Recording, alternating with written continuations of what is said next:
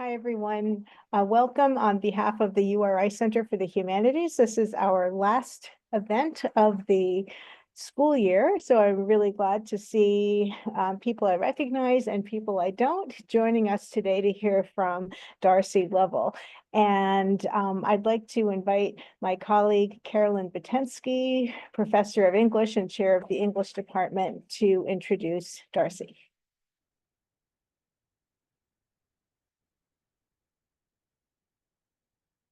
Thank you. Is this good? Okay. Welcome everybody to today's Brown Bag Talk. I am proud to introduce you introduce to you Darcey Lovell, a PhD candidate in English. Darcey is a sixth-year student in our program where she's writing a dissertation in Victorian studies about the very lady detectives we shall hear about. Darcey came to us with two master's degrees, one in popular literature from Trinity College, Dublin, and another in British literature from Southern Connecticut State University. Darcey has an article forthcoming in the journal Studies in the Fantastic with the best title I've seen in a long time, No Ship, Sherlock, the realities of consciousness and the restoration of order through deduction and diplomacy aboard the Starship Enterprise. Her article, Duality, Marginality, and Criminality, exploring how Victorian detectives operate in liminal spaces, appeared in the journal Text in Context, a graduate student journal in 2018. She presented a talk on her dissertation as well at the prestigious British Women Writers Conference at the University of Virginia in 2023. In addition to working on her dissertation, Darcey has been busy teaching a great variety of courses at URI. She's taught everything from the literature of protest to poetry out loud, to British literature, to the short story, to writing, and then some. She has also served as a teaching assistant mentor from 2021 to 2023, and she has been the professionalization chair, social media committee chair, and graduate committee student liaison. I'm surely leaving some things out. It will not surprise you that Darcey has won multiple awards in teaching and service excellence. Come on in. Service excellence from the English department. We are thrilled to present Darcey's talk today, titled Lady Detectives and Women Authors, Considering the Liminal Boundaries of Sex and Sphere in Victorian Detective Fiction. Welcome. Good afternoon. Thank you so much for having me. I want to thank the Center for Humanities, Dr. Eve Stern and Laura Stifler, who do so much work behind the scenes and make this possible. And also a big thank you to my committee, which is chaired by Dr. Batensky, and also includes Dr. Scott Krishner, who's here, Dr. Leslie Kohlhofer-Kemp, who's here, and then also Doctors David Faflick and Ryan Trim in the English department. And I'm so grateful for their guidance and questions and enthusiasm and support and nudges in the right direction, but also like happiness and kind of participating and helping with this project, which is just kind of a joy for me as well.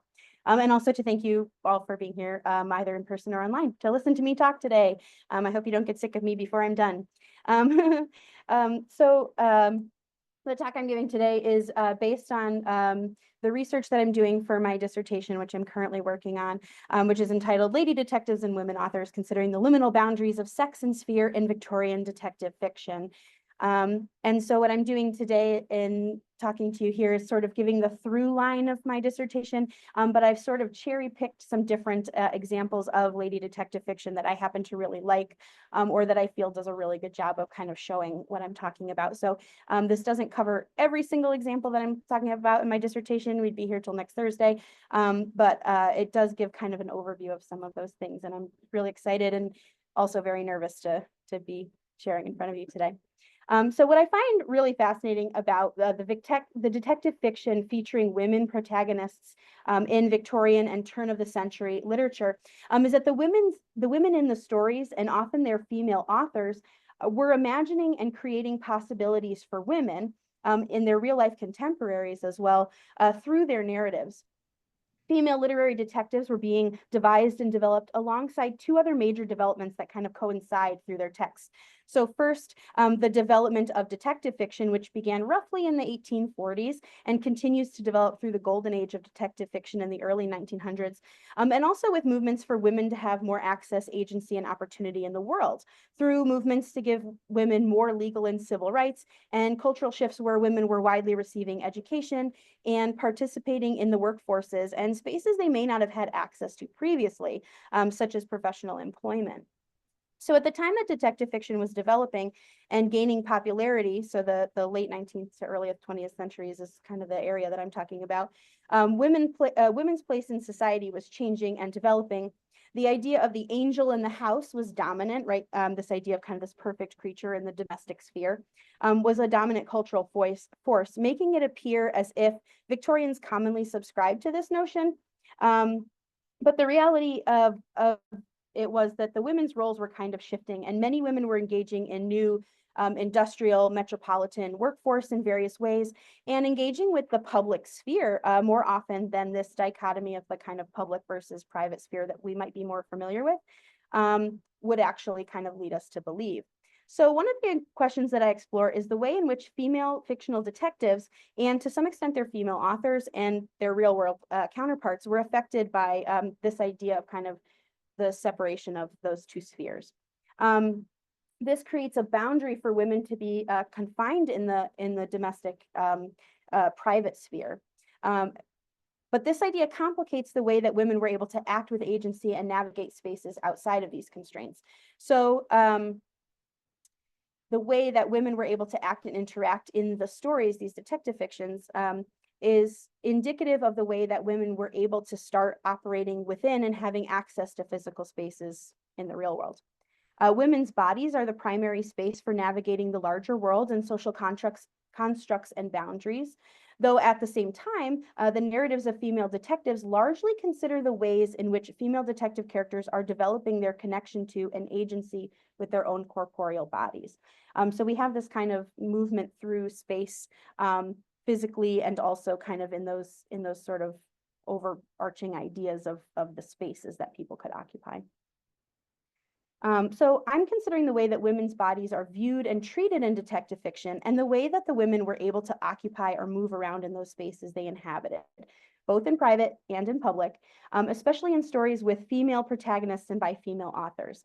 I do have a mix of male authors in there as well, but it's a frequent trope in detective fiction, and this is true for a lot of mysteries, thrillers, and true crime stories as well, that women that are featured in the stories are often the victims of a crime. So they're either the client going to a sleuth to have them help, or often they're just the corpse, right?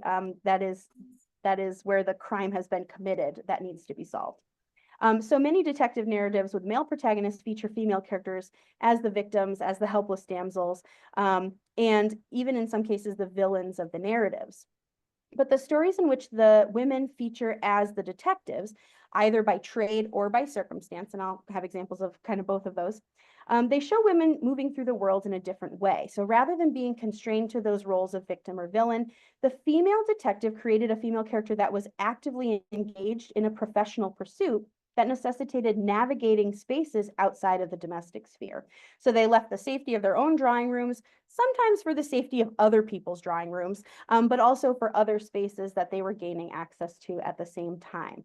So they were able to operate both inside and outside of their homes with some sense of agency and security, which was a pressing concern for their contemporary readership at the time.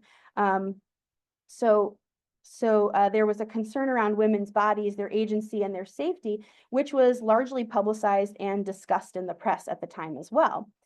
So while these stories were becoming popular and stories of female detectives were being written and read, there's also a lot of press coverage of crimes and violence against women in the streets of London.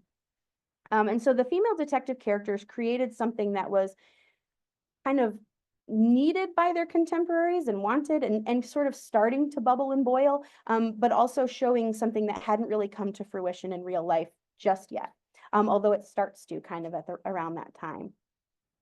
Okay. Beg your pardon. Okay. So I'm going to kind of just give a little bit of a background, like lightning fast, of sort of the precursors to detective fiction and sort of where we end up in this moment. So before detective fiction, we have some of the popular things that show mysteries happening. So when I'm talking about a mystery, I'm talking about something where there's a problem of something that is unknown that needs to be known. And so mysteries are not themselves new to literature at this point in time, right? There are plenty of examples of something that is unknown that needs to be found out. But what is kind of different about a mystery story specifically is that it takes that that idea of there's a mystery, that something that needs to be known, and it starts to focus on the process of finding that out. So a little bit prior to what I would consider mystery and detective fiction, we have sensation novels where there is a mystery or something unknown that is shockingly revealed. But that's not really the kind of main, like the process of solving the mystery isn't like the main focus. Kind of the shock and awe value is sort of where we're focused there. And so when we have mystery stories where there's a mystery or crime that originates with the character, right, in their own drawing room, and then people have to solve that. So some examples, so the sensation novel, the example that I think of always is Lady Audley's Secret, right? There's a mystery that needs to be solved. The lady's a villain who must be stopped. So how are we going to come about that solution? But there's not really like the function and format of a detective story happening yet. And then we have early mystery stories where the mystery is kind of introduced as a central idea, something that does need to be solved, but it hasn't kind of made its way to being the prime thread of the narrative just yet. And so the example that I like of this is The Law and the Lady by Wilkie Collins, where a woman engages in solving a mystery in order to restore order in her own home and in her marriage. And so these are examples of where we kind of have the precursor to the mystery, but we haven't quite gotten into the detective fiction yet. We will, though. And so around the same time that we're starting to kind of go from the sensation novel, the mystery stories, and detective and crime fiction is starting to kind of develop.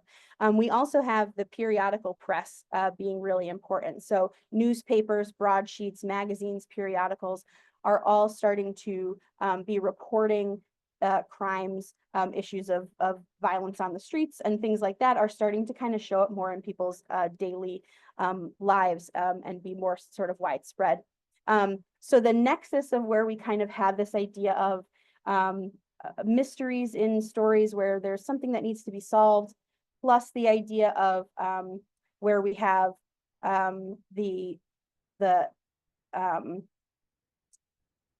where we have the text, the periodical press kind of coming in, is where we sort of get this nexus where detective stories and mystery fiction sort of starts to become a genre in its own right.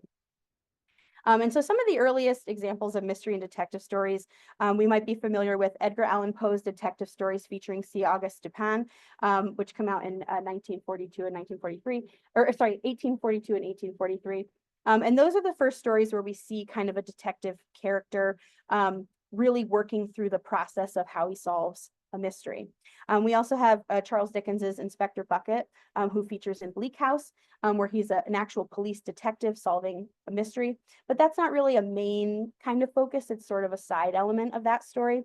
And then the first real kind of mystery story that's sort of given clout as such is The Moonstone by Wilkie Collins.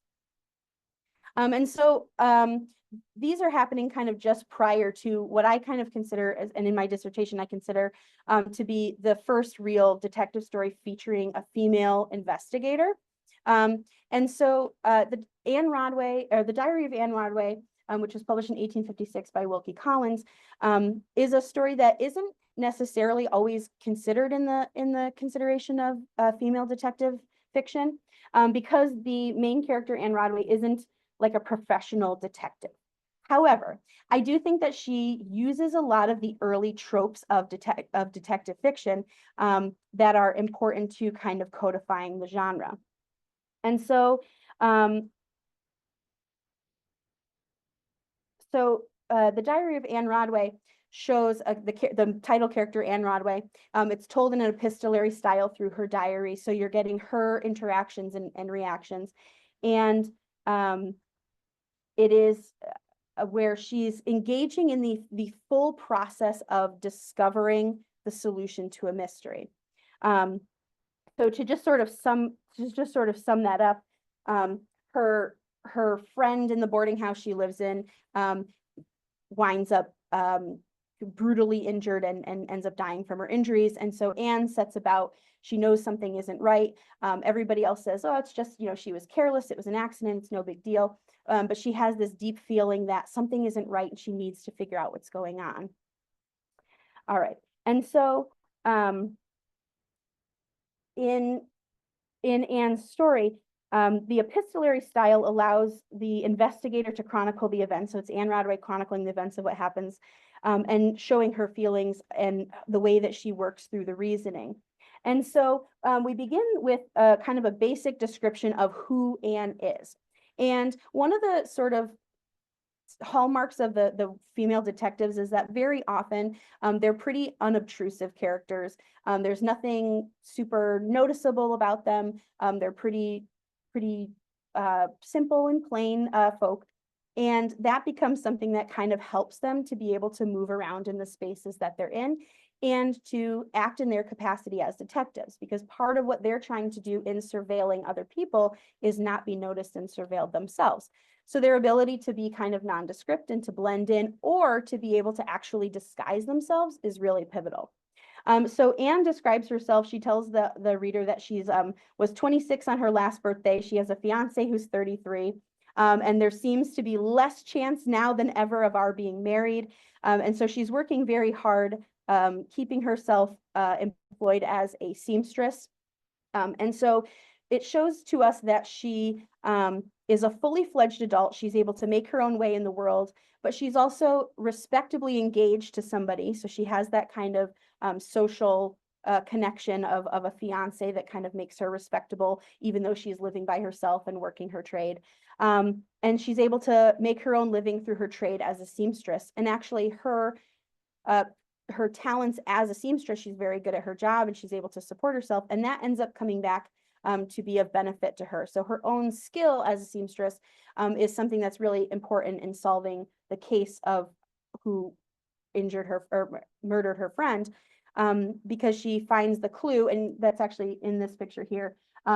She has in her hand, Anne Rodway's the lady detective in the bonnet here, and she's holding in her hand a scrap of a cravat that she manages to pry from her friend's fingertips.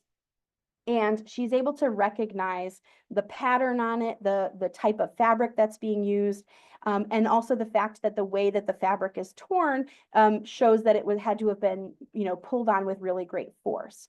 So her knowledge and skill as a seamstress is something that actually helps her ability to perform her job as a detective. And so the story follows Anne as she kind of works in opposition to the police force.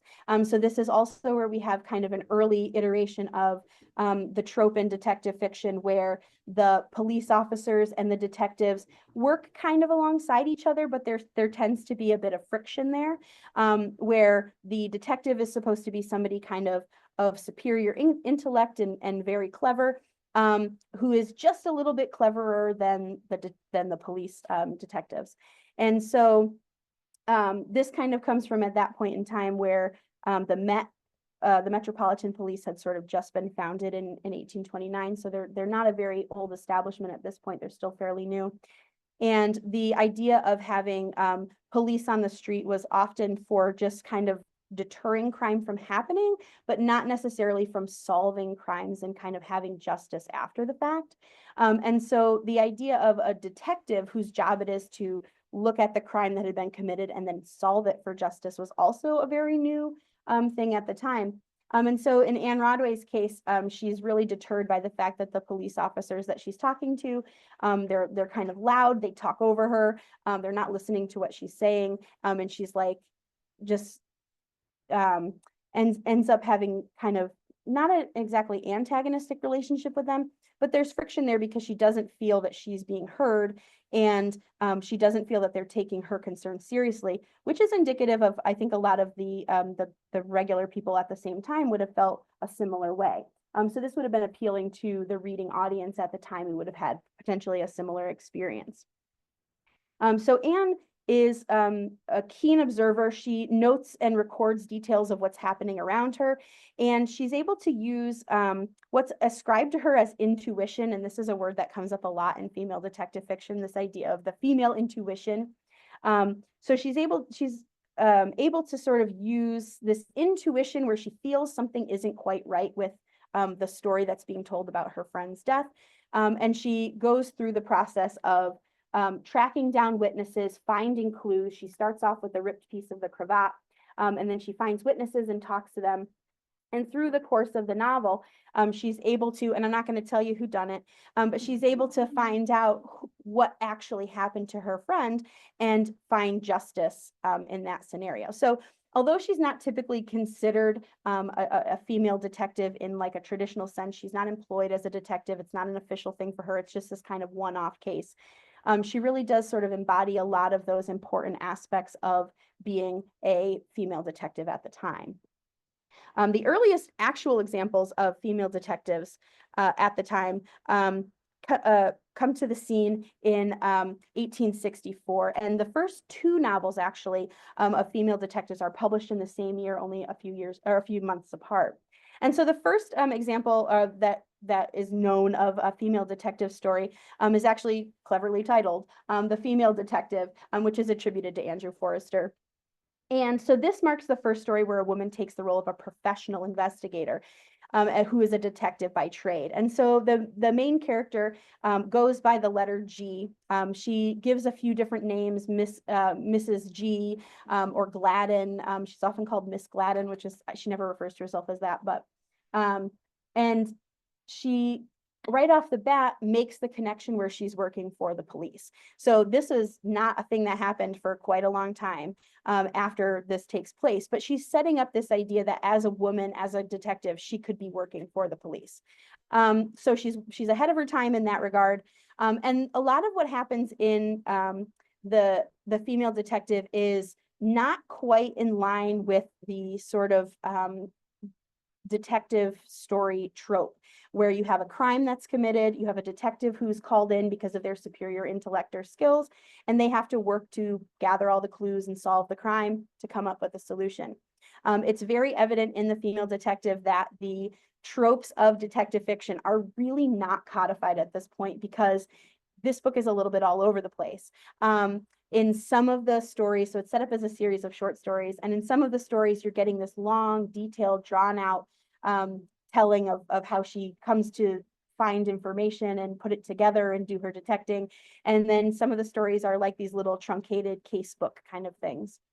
So the idea is there that she's a female detective, she's solving cases, but the sort of function of her as a detective is not really set up yet.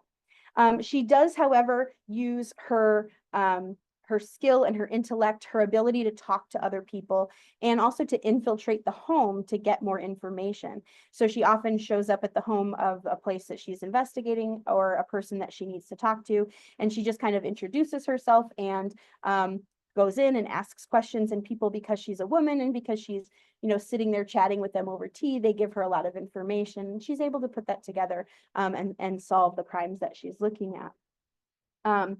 But I think that this is, although it is kind of the first example of a female detective, it doesn't have the same kind of codified and really solid sort of markers of a detective story yet. So in my opinion, not the best example, but it gets its due for being first and for starting to kind of put those things together, right? I think it's easy for me to kind of look back at a story as a reader now with the knowledge and be able to say, you know, how they did or didn't do it well. But at the time, right, the things were being still kind of figured out. So the other example of one of the earliest lady detectives is The Revelations of a Lady Detective by William Stevens Hayward. And this is the wonderful cover art we have here of this very modern woman. You can see her ankles. She's smoking a cheroot. You know, you can tell she's pretty cool. And so this is published the same year, just slightly later in the year. And the star of this story is Mrs. Pascal. And she's considered an older woman. I think she's 40, but she's considered kind of an older woman. And she takes up employment as a professional detective after the untimely death of her husband. And so this kind of gives her a valid reason. She's fallen on hard times. She doesn't have her husband to rely on. And so she enters into the profession of detecting as sort of a professional requirement, right? She has the skills, she can listen, she can observe, she has a keen mind, she has a little bit of education. And so she's respectable enough, but she also is on hard times and therefore is able to take on the employment as a detective. And so she explains to the reader, she had not long been employed as a female detective, and now giving up my time and attention to what I may call a new profession, I was anxious to equip myself as well and as favorably as I could. And this is also kind of a pattern in early female detectives where there's this consistent need to kind of sort of almost like make an excuse for being a detective, like, you know, I didn't mean to, but it happened. And now that I'm doing it, I'm very good at it. And so it's my duty to continue. Or, you know, under other circumstances, of course, I wouldn't have gotten into this profession, but since I have, I'm going to do my very best at it. So there's this kind of almost this need to sort of like make excuses for being a lady detective at the time. But we do find out that Mrs. Pascal, she's a little older, she's on her hard times, and so, but she is employed as a professional detective, as a consulting detective. And so she is really the first, I think, like professional lady detective who really sort of embodies what I think of when I think of kind of this progressive character.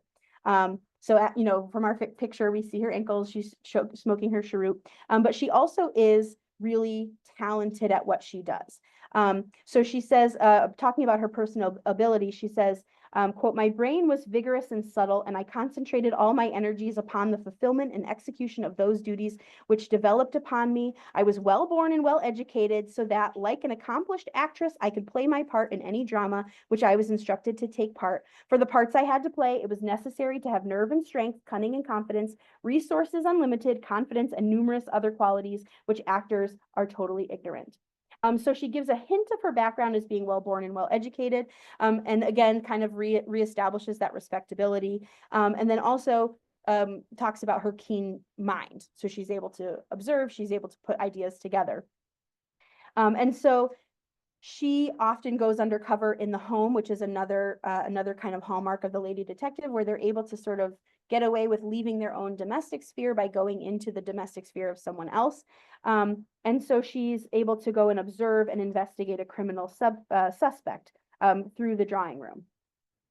But despite her professional capabilities and seemingly appropriately womanly demeanor, she doesn't shy away from the dangers and physical demands of her profession. So in addition to owning and wielding her own Colt firearm, she engages in more physical aspects of the job, including chasing a culprit from the underground tunnel and removing her underskirts to do so. This is where I want to point out that, and I mean this with respect, but this was a novel written by a man who has her with as much rapidity as possible. I took off the crinoline I wore, and for I knew it would impede my movements, but she just kind of whips off the crinoline and goes jumping into a tunnel. And anybody who's tried to get a crinoline off knows that that's not. It's fiction. So, so she does manage to rip off her crinoline really quick to go chase down the criminal. So she presents this. So in addition to this kind of solid figure that she creates for herself, she does also have this image of being a transgressive working woman. The cover shows her in that light as well. And so we have this idea that she is putting the requirements of the job first over maintaining propriety and conforming to rigid requirements. So she's able to kind of do some of the establishing of why she's respectable and why she's okay to be in the job that she's in. But then we also get these little hints of her kind of pushing past that a little bit. Okay.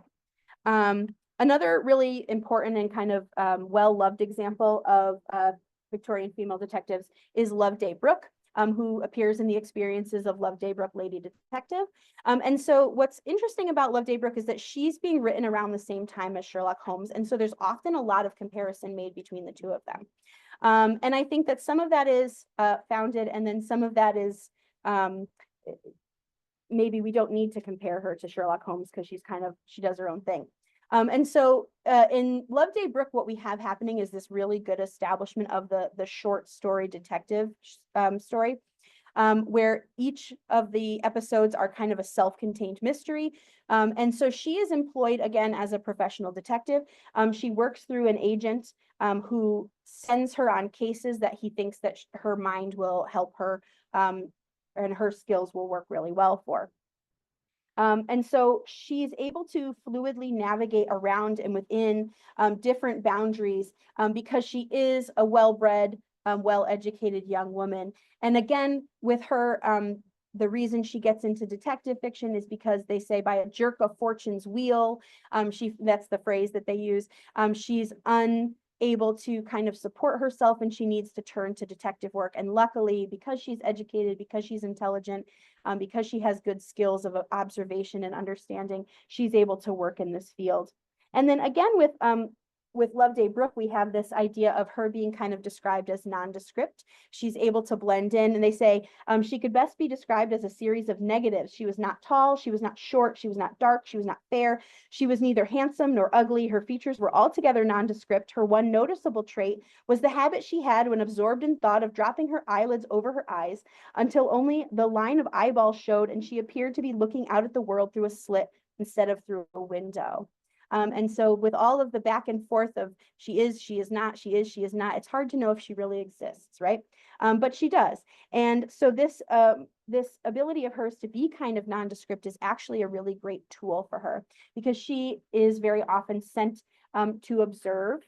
And by having this habit of looking like she's almost dozing and by being able to sort of blend in and be nondescript, nobody remembers what she looks like because they can't decide if she's one thing or the other.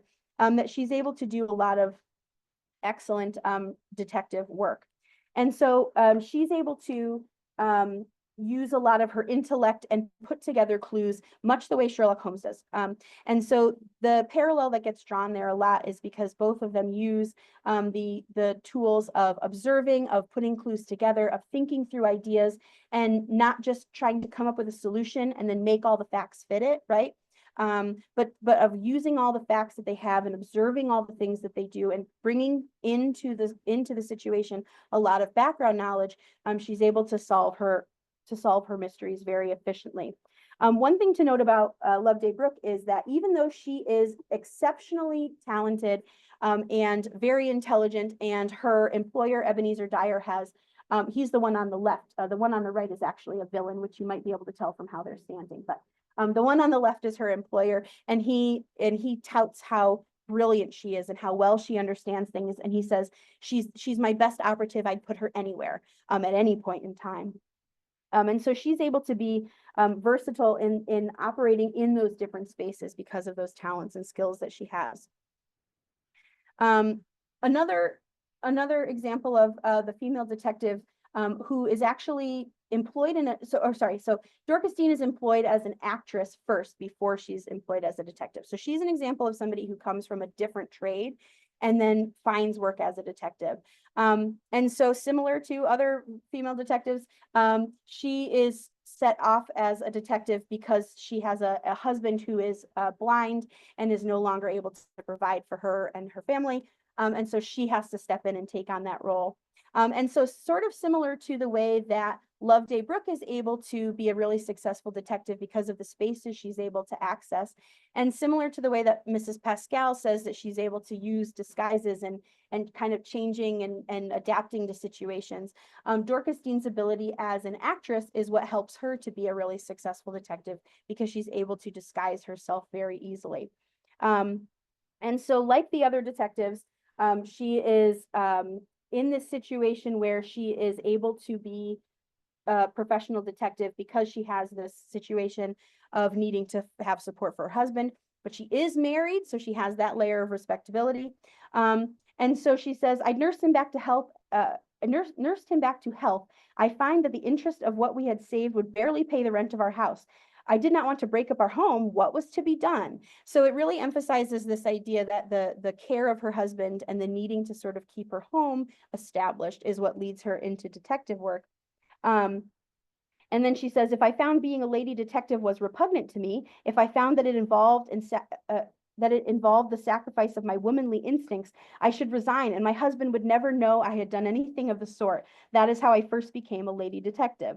So again, we have this kind of idea that the lady detective is sort of couched in these spaces where she's being transgressive, she's being a detective. She also comes from, the employment as an actress, which is an employment women could have, but also kind of had its own connotations at the time as well. But where she's able to sort of make that respectability plea by noting that she has the husband, that they have dire straits, and that's how she winds up in these situations. And so she's able to engage her skills as a former actress to infiltrate the domestic space with this disguise as a key part of her investigations. She's able to exceed the physical boundaries of her domestic situation, where she's engaging employment in the public sphere because she has that kind of stability of the home and the husband, but she's able to use the other skills that she has and her ability to kind of step forward into public spaces, right, either on the stage or as a detective, and she's able to move that forward that way as well. And then I'm going to kind of round off with my favorite detective. There are plenty of other examples that just, due to time, we don't have. But I wanted to finish off with my favorite detective, who is Dora Merle, lady detective. And Dora Merle is, I think, my favorite because she kind of takes all of the foundations of the previous detectives, where she has education, right? She has a doctorate from Cambridge, which actually is before women were even allowed to receive degrees there, where she sets up practice as a doctor, and she can't build a practice as a woman. So she is extremely intelligent. She's very talented in her chosen field. And just due to kind of circumstance, again, she can't really build up a practice. And so not to be kind of, trodden down by that, she shifts and says, all these skills I have, what can I do? And she tries 100 different other jobs, and winds up being a professional detective. And what I appreciate about her is that she is a bicycle riding, bloomer wearing, educated, pistol wielding young woman. She doesn't rely on the idea of having to have, she comes from a good family, she comes from a good education, but she doesn't have a husband, and she doesn't have to kind of engage that way in order to sort of add to her legitimacy. Her legitimacy comes from her education and her abilities. And so like her predecessor, Mrs. Pascal, she also has demonstrates competency using a firearm. And she confronts, in one instance, she confronts a criminal where she holds the man at gunpoint, much to his surprise. And when another person comes onto the scene, like another man comes on the scene, she doesn't like let up control of the scene. She maintains it. So she tells him, so she's holding the gun up on the perpetrator, and she says, stop that. The command came clear and sharp. Throw up your hands. He looked again. The sunlight glinted off the barrel of the revolver, pointed straight at his head with a steady hand. Up with your hands or I fire, and his hands went up over his head. So she's able to command the situation. And even when backup shows up to help her, she continues to hold her firearm, and she continues to command the scene. She says, don't get in my line of fire. That's the way, take his revolver and now tie his hands. So she's the person who's commanding the scene, even when somebody who maybe should have had the strength and physicality to take over arrives on the scene. And so she's able to use her own skills as a detective. She's got the intelligence. She shows her mental abilities using code cracking, which is a kind of special, I love ciphers and code cracking. So we can tell why she's maybe my favorite. But but it's a cipher, whether simple or complex was a vital question. She had given much time to deciphering, and there were few she could not unravel given time. And she had a shrewd suspicion there was no time to spare, that life and death hung upon her speed. So she's not just kind of passively observing. She's not just kind of participating from the sidelines. She really is right in the middle of the action, in the middle of the fray of what she's trying to accomplish. All right. And I think I'm right about a time. So I just wanted to kind of to wrap up by saying what I think is really so the different examples of the female detectives that I talked about today, they all kind of have varying levels of agency that they're able to use. They all have varying levels of ability. They come from slightly different backgrounds, even though they're kind of all working with a similar formula, where there's something that kind of lends the female detective legitimacy. There's something that kind of backs up that she's a person who is trustworthy, has skills, has knowledge. So we're given this idea of her being a trustworthy character, but then we're also given this idea that she's not just kind of off doing whatever she wants to. She has a sense of justice, or she has this need to participate in a trade in order to kind of maintain those other things in her life, like the husband, the family, taking care of herself in a way that is respectable. And so what I think is so important about this is that it's showing the ways that these characters are acting in a way that still kind of works okay for the contemporary audience that they're being produced for. So the readers at this time are seeing things that they're familiar with, they're seeing boundaries that they're comfortable with, and those things are kind of being explained and made okay. But at the same time, we have these female detective characters that are stepping out of the roles and the spaces that they would have normally been put into, or that we would have thought they would normally be confined by. And instead, they're out riding bicycles, they're whipping off their crinolines, they're holding their suspects at gunpoint, and they're solving the mysteries with the same kinds of skills and abilities that the male counterparts that we are more familiar with, right? The Sherlock Holmeses of the time. That they are still bringing that kind of agency and that kind of talent to the table. And I think that is really important, because they're not only kind of helping to create the setup and the boundaries of the genre of detective fiction, but they are also at the same time starting to stretch what's possible for women at the time, just slightly before women at the time are getting to do those same things. All right. I think that's time for me. So, all right. Thank you so much.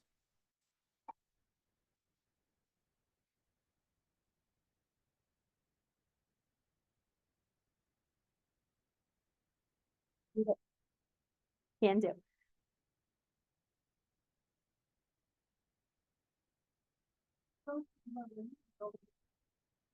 Oh, so the question is if any of those are written by women. Yes, several of them are. Not as many of the examples that I showed here, but Loveday Brooke is written by a woman. She went by the letter C.L. Purkis, but it's Catherine Louisa Purkis. And I didn't show as many examples in this presentation today, but in my dissertation, I have a lot more examples. Anna Catherine Green is a big name who wrote several. I just blanked on everything I've ever learned. Sorry. So yeah, Anna Catherine Green writes them, and Catherine Lisa Purkis, and there's a few other women who come in kind of at the turn of the century, especially. A lot of these examples ended up being the ones that were written by men, but that's not a commentary on anything, I hope.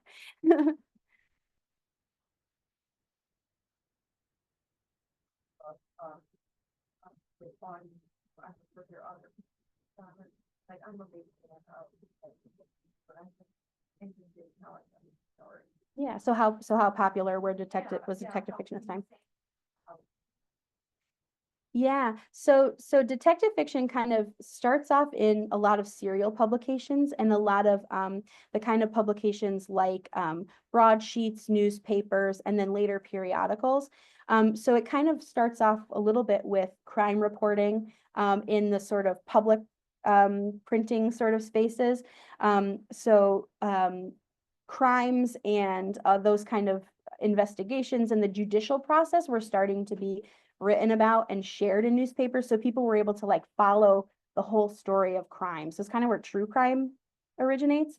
And so then at the same time, the idea of mysteries as I mentioned, mysteries and stories is not kind of like a new concept, that idea of something that needs to be known. But we start to see the process being kind of in focus. And so it starts to sort of create that genre. And so it was pretty popular. I think Sherlock Holmes is one that is obviously like kind of transcended the amount of popularity possible. But there were a lot of other stories and more so some that were written with male protagonists, but there are other mystery stories that start to become really popular at the time and kind of like take over public consciousness for a little bit at a time. And so these are able to sort of slowly kind of make their way in. And they would have been, some of them were published as novels, but some of them were published as serial publications, meaning that they're shared like story by story or chapter by chapter in a different publication. So they're going to be showing up in potentially magazines where they're being marketed to different people, or they're showing up alongside the police and the true crime kind of news. And so they did develop a pretty good amount of popularity because it was really accessible to a lot of people. So a lot more people are starting to read and be literate at this time. And so this is a genre that just really fascinated people at the time, because when you kind of marry it with the true crime and the reporting of crime at the time, plus like this idea of the detective and the police force starting up, and then the idea that they can be solving that. And there's all these kind of like things that are sort of transgressive, but also the idea in the story is that order is returned. So like the kind of goal is at the end, the detective is going to fix it, order is restored, everything is good.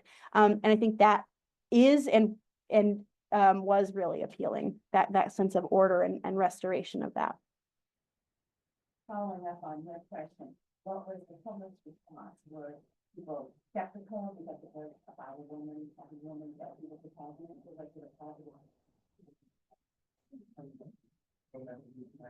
Yeah, that's a great question. So the question is, what was the response to the women detectives at a time? So I haven't done a whole lot of the reader response kind of study at this point, but a lot of the stories, to be honest with you, like were popular kind of at the time and then sort of went out of popularity. So there's a lot of these that haven't really been studied. There's not a lot of scholarship on them simply because they just weren't published. They weren't read for a very long time. And there's been a bit of like a resurgence on studying female detectives and kind of looking at their stories. So I think I'm not exactly sure, like certain stories I know were kind of popular because they were held onto and they were reread, and they were sort of the basis that helped set up other like later things. So like some of the books by Anna Catherine Green kind of set up like groundwork for like the older woman detective, like the Miss Marple character, and also for like the girl detective, the Nancy Drew kind of character. So she has a few stories that kind of set those up. So I know that those kind of retained a little bit of popularity, but other than that, I'm not exactly sure of that. I'd like to know that. I'd like to find more about that, but I don't at this point. And any other questions? I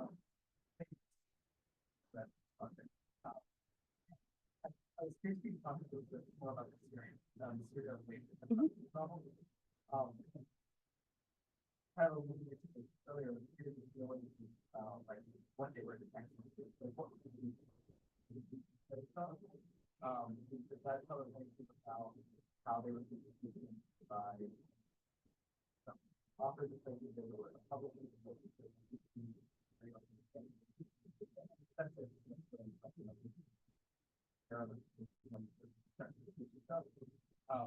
But like, where does it sit? Yeah. So the question is where are the serial publications and in the kind of world of print culture at the time? I don't know a full answer to that. That's something that I'm still kind of working on researching, is sort of where these are established. So what kind of, something that I think is really interesting is like what kind of ads are placed nearby? Are they with other kinds of stories, or are they kind of on their own?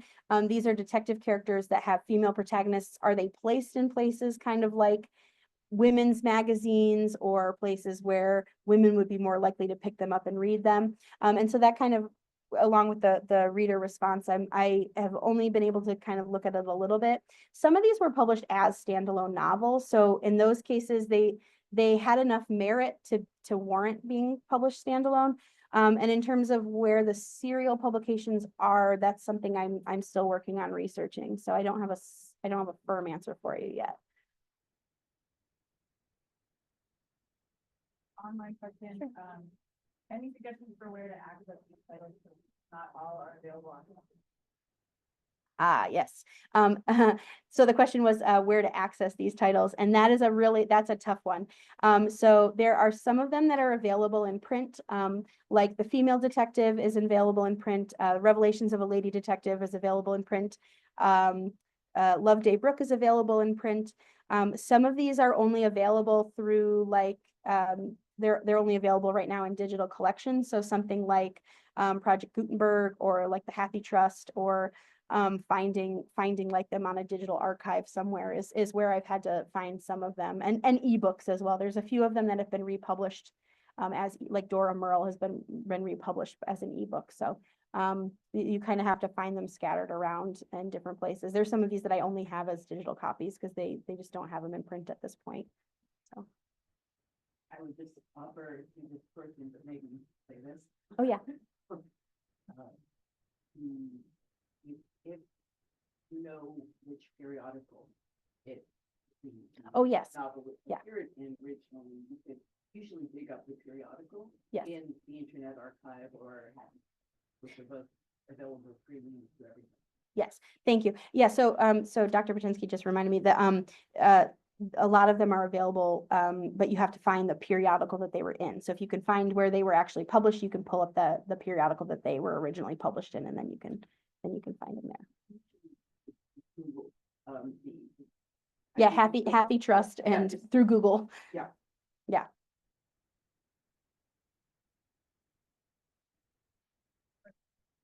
Sure. What extent would is the character of the lady detective totally aspirational, or rather, to what extent were women at this time already moving in position in detective? Thank you. Yeah, so the question is to what extent are female detectives aspirational, or to what extent were women already kind of pushing into the role of detective, which is a great question. And when I started the project, I actually was not aware of like any, and I thought that there were no female detectives and that this was just like a totally fictional, like we wish this was the case. I found that there are a few female detectives who were operating at the time. So early in like when divorce started to be in civil courts instead of in an ecclesiastical court, the way that you had to like prove that you were eligible for a divorce involved like proving infidelity and then having proof. And so oftentimes women were hired to kind of provide that proof, to like kind of either set it up or find it or manufacture it. And so there's like lady detectives who are on the payroll in that case to sort of act as they would go and investigate the spouse and then kind of share their findings in court. I don't know that one's necessarily aspirational, but then there are a few women who kind of come on the scene and are that are operating as detectives. There was two women, Maud West and Kate. I think her last name was Bell, but I might be wrong. So, but they actually had detective agencies across the street from each other, and so they had like a rivalry between them where they would both kind of go out and do little like ads of like we're the better one, we're on this side of the road, like don't go to that one, and then also kind of showing their ability as detectives and their ability to use disguises. And Maud West is one of them, and she would like dress up as Charlie Chaplin and like do little stunts like that to kind of advance her business. But she also, because she was trying to be in disguise and go undercover, she didn't want to show herself off too much because that would kind of be antithetical to that idea of being able to go incognito. So yeah, so female detectives were kind of existing, but it wasn't like one of those things where then all the little girls are running around saying like, I want to grow up and be a female detective. I mean, I do, but we're close. But yeah, so they existed, they were there, There weren't a lot of them, but it was starting to become something that was possible. And it eventually did parlay into women being on the Metropolitan Police Force and becoming lady detectives eventually, like fully in real time. So it does sort of set up the idea. It kind of gives the possibility. It starts to coincide with it happening in real life, and then kind of precursors that. Yeah.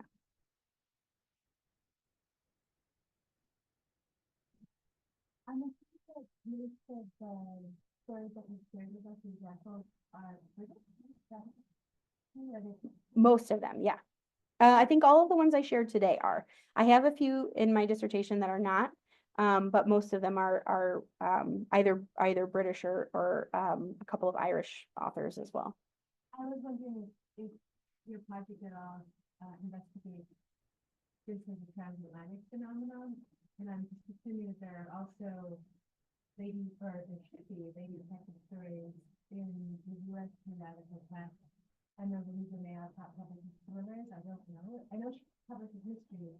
I don't know if there are detectives in her work, but it was just a question I had about. I know true crime is incredibly popular, but I just wondered about the circulation, given there's so much else in popular fiction does have a transatlantic circulation.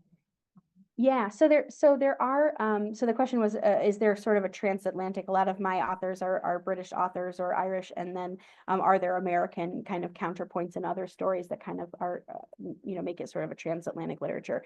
And I do have a few. So Anna Catherine Green again is one that she she wrote the Leavenworth case, that might be something we're more familiar with, but she writes the Amelia Butterworth, which is the older spinster, like nosy old lady that kind of gives way to Miss Marpole, and then later like a Jessica Fletcher Murder, She Wrote kind of character.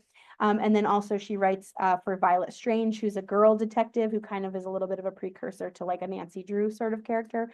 And then I'm sure that there are others. I know that there's some of like the kind of like the dime novel thriller sort of happening, which is a little bit different than kind of what I think of as a detective story, but there is some crossover. Just a lot of the texts that I know of and focused on are British texts. So, but there's a little bit of crossover that I know of, and probably more that I don't know of yet.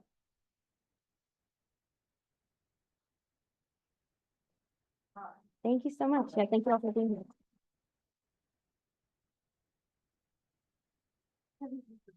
Thank you. Well,